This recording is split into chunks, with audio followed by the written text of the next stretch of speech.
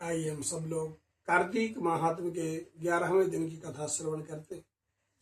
एक समय जब समुद्रपुत्र जालंधर अपनी स्त्री वृंदा के साथ असुरों से सम्मानित हुआ, सभा में बैठा था, उसी समय शुक्राचार्य जी आए।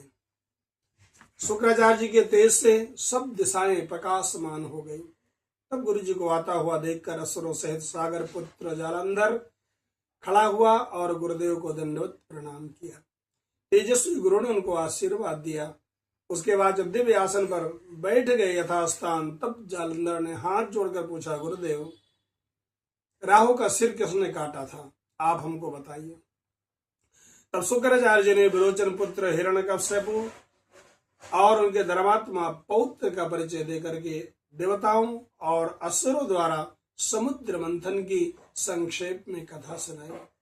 जब समुद्र से अमृत निकला, तब देव रूप बन करके राहु अमृत पीने के लिए बैठ गया था। उसी समय इंद्र के पक्षपाती भगवान विष्णु ने राहु का सिर काट दिया था। सुनने के बाद जालंधर के नेत्र क्रोध से लाल हो गए और उसी समय अपने दूत दशमर को बुलाया और कहा कि इसी समय तुम इंद्रपुरी जाओ और इंद्र को जाकर के सारी बात सुनाओ। उनसे तुरंत कहो जाकर के कि हमारे पिता समुद्र को क्यों मथा और हमारे पिता को जो मथने में रत्न प्राप्त हुआ वो आपने लेकर के अच्छा नहीं किया। अगर तुम अपनी भलाई चाहते हो तो इसी समय देवताओं के साथ हमारे शरण में आ जाओ, अन्यथा मैं सत्य कहता हूं तुम्हारे राज्य को विध्वंस कर दूंगा। दशमर स्वर्ग गया और देवराज इंद्र को जाकर के कहा। इंद्र जब सुने जालंधर की बात तो बहुत विस्मित हुए और उन्होंने कहा, पहले सागर ने मेरे भय से पर्वतों को अपने कुक्षी में क्यों स्थान दिया और मेरे शत्रु दैत्यों को क्यों रक्षा की। इसी कारण से मैंने उनके रत्नों को हरण किया है और मैं सत्य कह रहा हूं, हमारा कोई भी द्रोही सुखी नहीं रह सकता। इंद्र की बात सुन करके दशमर जलंधर के पास आया और जलंधर को सारी बात सुनाई। सुनते ही जलंधर क्रोध से लाल हो गया, होठों को काटने लगा और देवताओं को जीतने के लिए प्रयास आरंभ किया। और उसी समय सब दिशाओं में असुरों को बुलाया। करोड़ों दैत्य उनके पास पहुंच गए। शुंभ निशुंभ को सेनापति बनाया गया और उसी समय जलंधर इंद्र से युद्ध करने के लिए पहुंच गया स्वर्ग और इंद्र के नंदन वन में अपनी विशाल सेना उतार दी। वीरों की संगत ध्वजी से जब ध्वनि हुई, उसी समय पूरी इंद्रपुरी गूंज उठी। अमरावती छोड़ देवता युद्ध करने के लिए आ गए और मारकाट आरंभ हुई।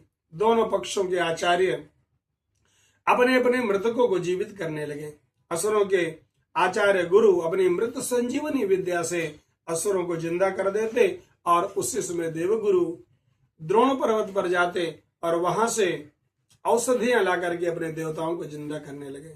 इस पर जालंधर ने गुरुदेव से कहा, गुरुदेव, मेरे हाथ से मरे हुए देवता ये कैसे जीवित हो जाते हैं?